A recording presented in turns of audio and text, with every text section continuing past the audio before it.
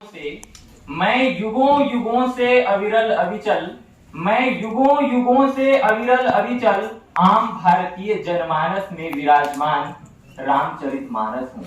मैं युगों युगों से अविरल अविचल आम भारतीय जनमानस में विराजमान रामचरितमानस हूँ।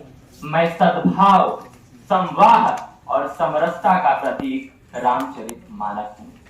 नमस्कार यहाँ उपस्थित देवियों एवं सज्जनों, मैं ब्रिजलाला मिथिलांचल यानी माता सीता की जन्मस्थली बिहार से आप सभी का हार्दिक अभिनंदन करता हूँ। आज का विषय दिया गया है वर्तमान समय में रामचरितमानस की प्रासंगिकता। तो सर्वप्रथम हमें जानने की आवश्यकता है कि रामचरितमानस की रचना कब हुई और आज तक जो अनवरत काल धारा आ रही है उसमें प्रासंगिकता क्या है। रामचरितमानस की रचना सन 1631 और 1602 वर्षों में 1633 तक इसकी रचना हुई। वह समय था जिस समय मुगल दरबार में जहांगीर का शासनकाल था और छोटे छोटे सामंतों का भी उदय हो रहा था। लोग आपस में एक दूसरे से लड़ रहे थे।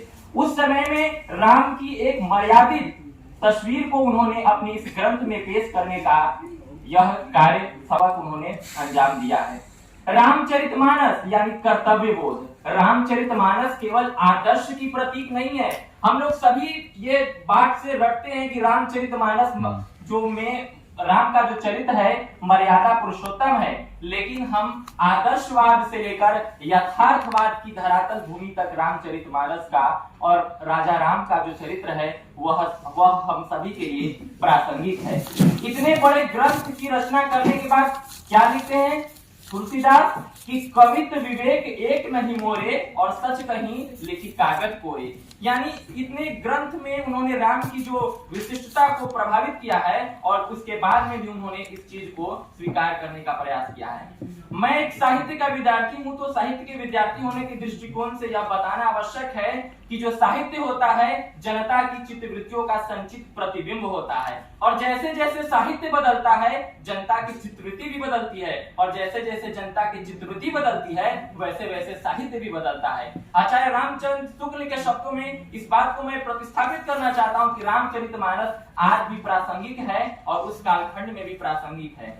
रामचरितमानस में बताया गया है उस समय मध्यकाल, जैसा कि आप सभी परिचित होंगे कि मोक्ष मुक्ति का काल था, लेकिन उस काल में उन्होंने कर्तव्य की पराकाष्ठा को प्रतिस्थापित किया। उन्होंने कहा है कि कर्म प्रधान विश्व रचिरा था और जो जस करहि ताहि फल चाखा। यानी जिस प्रकार आप कर्म करेंगे ठीक उसी प्रकार आप फल पाएंगे। आज परिवार के टूटते रिश्ते, टूटते मानवीय मूल्य हमें फिर से रामचरितमानस की ओर देखने की ओर हमें अग्रसर करता है कि परहित सरिस धर्म नहीं भाई और पर पीड़ा सम नहीं अति भाई। यानी परहित दूसरों के हित करने से भला कोई धर्म नहीं है और दूसरों को पीड़ा देने से भला कोई बुरा जो है कोई कर्तव्य नहीं है। बहुत बहुत धन्यवाद।